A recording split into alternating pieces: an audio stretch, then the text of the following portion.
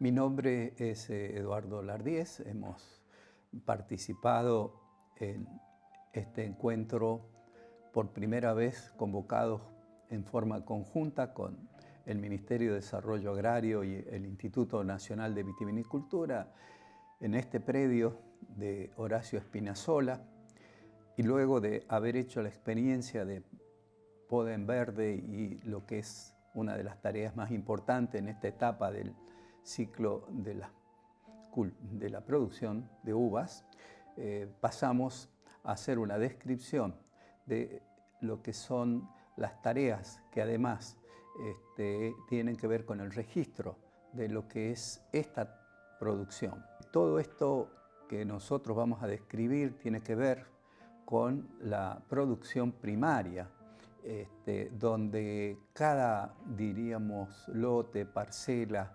cuartel, está registrado con un código en el Instituto Nacional de Vitivinicultura. Debe identificarse cada área cultivada.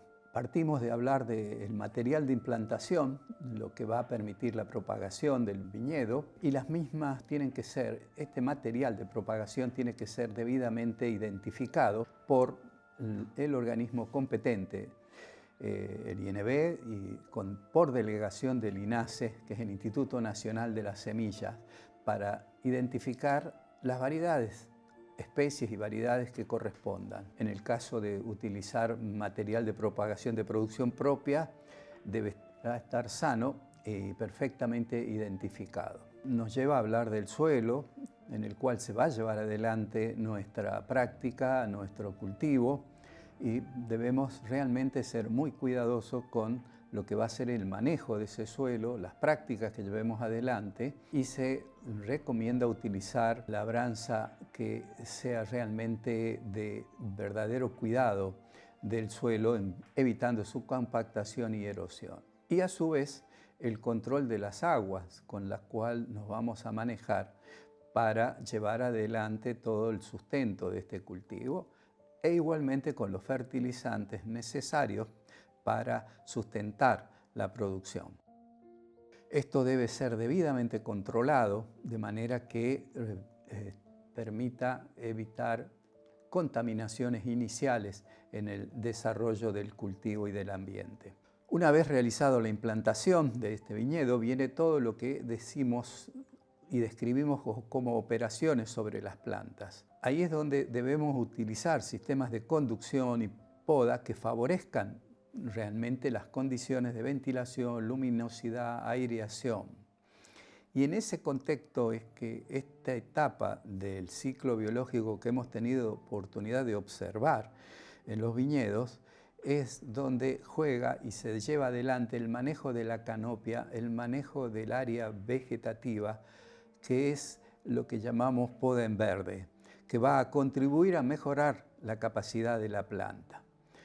Llevado adelante todo este proceso, con todos los cuidados planteados, llega el momento de la cosecha, la elección del momento oportuno respecto a el tiempo de carencia, que tiene que ver con llegar a cosechar la uva después que ha metabolizado cualquier tipo de tratamiento fitosanitario, de manera de no trasladar lo que podrían ser temas de contaminación por los cuidados que se realizan con tratamientos sobre las plantas, la, diríamos, elaboración y limpieza de los elementos que intervienen en la misma.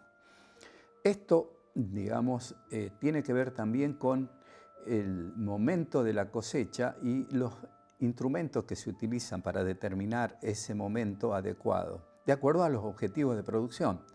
Tiene que ver con los refractómetros, tiene que ver con medición de lo que es la cantidad de azúcar que tiene esa uva, el momento óptimo de maduración, y esto se mide en grados Brix, que es la cantidad o el porcentaje de azúcar en esa uva que vamos a cosechar, en la acidez que va a llegar a un punto óptimo de esas uvas, y luego el cuidado de todo lo que hace a las herramientas y envases que vamos a usar. Vamos a usar tijeras para cortar los racimos, cajones para trasplantar la uva, y luego Esto debe ser debidamente documentado, registrado, de manera que podamos tener identificado los procesos realizados.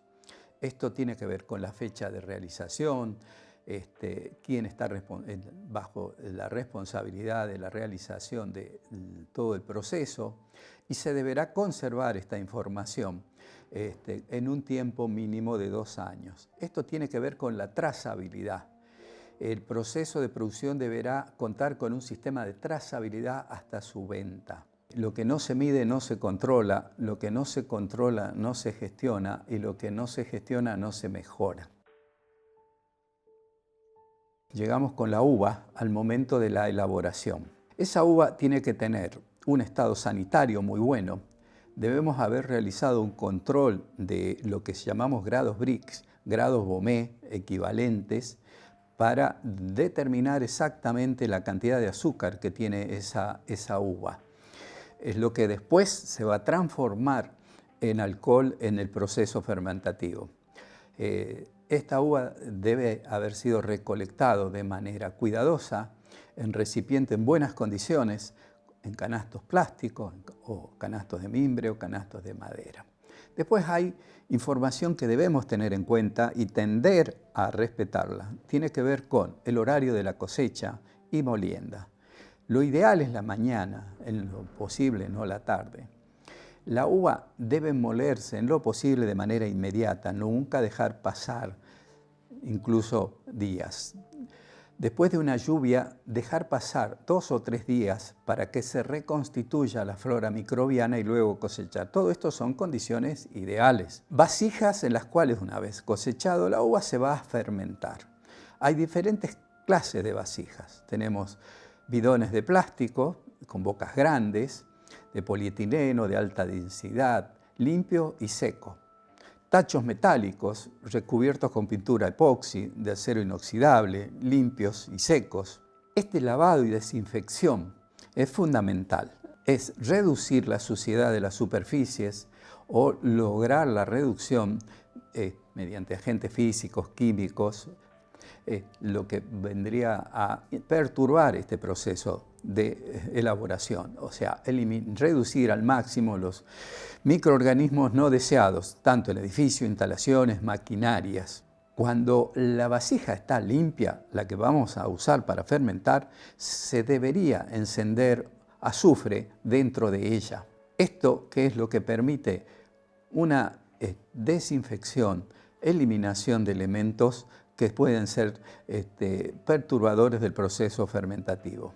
De esta manera estamos cuidando que el vino no se enferme. La calidad jamás se recupera. No sirve la desinfección sin limpieza previa ni la desinfección posterior. La elaboración comienza con la preparación de un pie de cuba. ¿Qué es un pie de cuba? Es un mosto en fermentación preparado para favorecer el inicio de la fermentación en un volumen de mosto mucho mayor. Para una vasija de 200 litros debemos preparar un pie de cuba 3 días antes. Recolectamos 20-30 kilogramos de uva, de racimos sanos, maduros, sin hojas.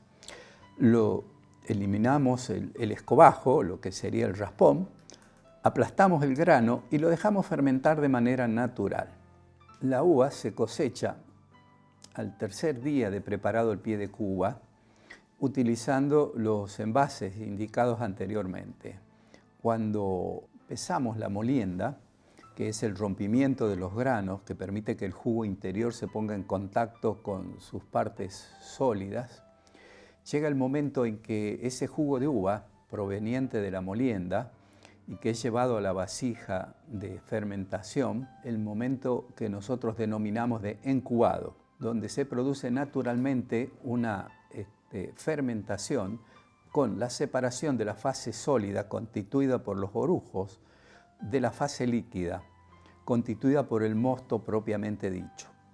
Acá los orujos quedan en la parte superior de la vasija constituyendo el denominado sombrero. Este es un momento de la fermentación en donde se agrega el anhídrido sulfuroso, que es un antiséptico que permite una selección de las levaduras y que hace a la posibilidad de que efectivamente las levaduras que van a actuar en la fermentación sean las adecuadas. Y también el control de la acidez del mosto. Hay medidas que es necesario realizar en todo este proceso y también registrarlas debidamente usando desde lo que es el mostímetro, el propio digamos, proceso de control desde planillas donde deben ir registrándose cada uno de los cambios que se van produciendo en ese mosto y donde vamos a ir controlando el proceso fermentativo. El control de la temperatura de fermentación tiene que ser debidamente controlado debido a que no puede superar los 26 grados de temperatura, o no debería, en tintos y 22 en blanco. Esto perturba la actividad de las levaduras y es necesario refrigerar, evitando que lleguen a 28 grados en el caso de los primeros o tintos, ¿no es cierto? O 25 en el caso de las uvas blancas. Hay distintas formas de bajar estas temperaturas y esto es algo que es una práctica que se debe llevar adelante. Una de ellas es aireando el mosto al movilizar ese, digamos, jugo con una canilla que se encuentra abajo de la cuba o del recipiente, volcando el mosto o este jugo sobre el sombrero de la parte superior de la vasija y repetir esta operación las veces que sea necesario. Esto es conocido por quienes han elaborado alguna vez, pero este control es de mucha importancia. Otra forma es enfriar por fuera las vasijas, empapar con trapos mojados, cubrirlo de manera que pueda bajar la temperatura, hacer circular agua por el exterior de la vasija de manera de que regándolo llegue a bajarlo. Y hay una metodología, digamos, que tiene que ver cuando no son grandes volúmenes los que se están elaborando, que es usar botellas plásticas con agua congelada o hielo envuelto en bolsa de polietileno. Y esto tiene que ver con una relación de lo que es ese hielo, la cantidad de hielo que va a utilizarse para poder bajar algunos grados de esa temperatura que te permitan mantenerlo en el nivel mínimo que estamos diciendo. Esto es lo que debemos registrar en planillas que van a estar permanentemente a mano, donde día a día se debe realizar ese control de temperatura y cómo se va transformando el azúcar en alcohol 2 veces por día, uno a la mañana y uno a la tarde durante los días en que dura la fermentación tumultuosa o primaria, que puede ser entre 6 y 7 días, a veces poco más, hasta que ya quedan vestigios de azúcar, o sea, el azúcar se transformó totalmente en alcohol o casi, dejando pequeños vestigios de azúcar. Lo que nosotros decíamos de control de la temperatura está muy relacionado también y de lo que es esta transformación del azúcar en alcohol a un proceso que se llama bazuqueo, que consiste en el hundimiento del sombrero o lo que es esa masa de ollejo que va yendo hacia la parte superior, quedando el líquido bajo ese sombrero. Esa parte sólida que se le denomina sombrero, debemos nosotros en este proceso hundirla 2 veces por día en lo que es la parte líquida para mejorar la extracción de color y evitar la cetificación y o contaminación de esa parte superior expuesta. Hay un proceso que, llegado al final de la transformación del azúcar en alcohol, que se llama descube y que es separar ese orujo, esa parte sólida, de lo que es el jugo o mosto o ya vino. Y que es cuando el grado Beaumet o el grado Brix se encuentra en 2 o 0, o sea, el azúcar prácticamente se transformó totalmente en alcohol. Y esto sucede aproximadamente a los 5 o 7 días de comienzo de la fermentación. El vino trasvasado sin el orujo extrayéndose la parte superior del envase, evitando de esta manera que el sombrero sea succionado. Y este sombrero, cuando va vaciándose la vasija, queda depositado en el fondo del recipiente donde se desarrolló el proceso de fermentación.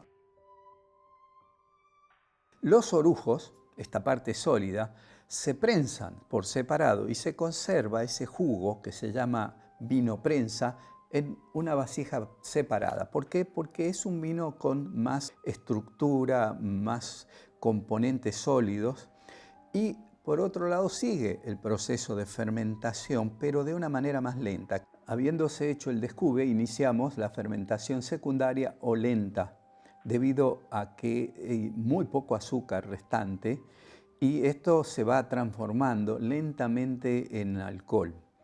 Y vamos a estar atentos a este proceso porque hay un leve burbujeo del líquido, mucho menos intenso que en la fermentación primaria, y que va a indicarnos en algún punto la finalización total de este proceso, y donde, bueno, nosotros debemos ser muy cuidadosos de este final para poder realmente estar seguros de que hemos terminado y ha finalizado la fermentación. Esto se puede controlar cuando de una manera precisa, encendiendo un fósforo en el espacio superior de la vasija, y si no se apaga, indica que la fermentación ha finalizado. Se debe rellenar la vasija con otro vino de manera que no quede contacto con el aire. Esto es de mucha importancia. Se deja reposar 15 días y luego se decantan borras gruesas que van llegando al final. Esto es, digamos, el proceso que va a dar lugar al trasiego, que es la operación en la cual se separan los vinos de las borras que se han depositado durante este proceso y se realizan un primer trasiego a los 15 días de realizado el descube, y acá es donde también se puede acompañar este proceso con procesos de clarificación que van a permitir que el vino quede perfectamente límpido, brillante. Se suele utilizar como clarificantes bentonita, por ejemplo, a razón de 100 gramos por hectolitros, y dejar reposar 7 o 10 días y posteriormente realizar un segundo trasiego. Esto permite cerrar debidamente el proceso de clarificación y acá se pueden agregar 10 gramos por hectolitro más de metabisulfito, de manera de poder controlar debidamente el proceso de fermentación y o ya finalización de la elaboración. Siempre se debe tener en cuenta que hay que rellenar las vasijas, siempre se debe evitar el contacto con el oxígeno y esto es lo que va a desarrollarse en el transcurso de 3 o 4 meses y el vino ya estará listo. En este momento es donde para comercializar el vino se debe llevar adelante el análisis de libre circulación, que esto se gestiona ante el Instituto Nacional de Vitivinicultura en la delegación correspondiente a la jurisdicción del elaborador y recién ahí se puede ir hacia el envasado, proceso que se lleva adelante ya habiendo eliminado todo tipo de remanente de borras y va a ir, digamos, hacia el envase definitivo. Botellas con corchos de buena calidad, secos, para luego etiquetar, contraetiquetar, colocar el capuchón y ponerla en caja. Esto es el proceso que encierra toda la elaboración del vino.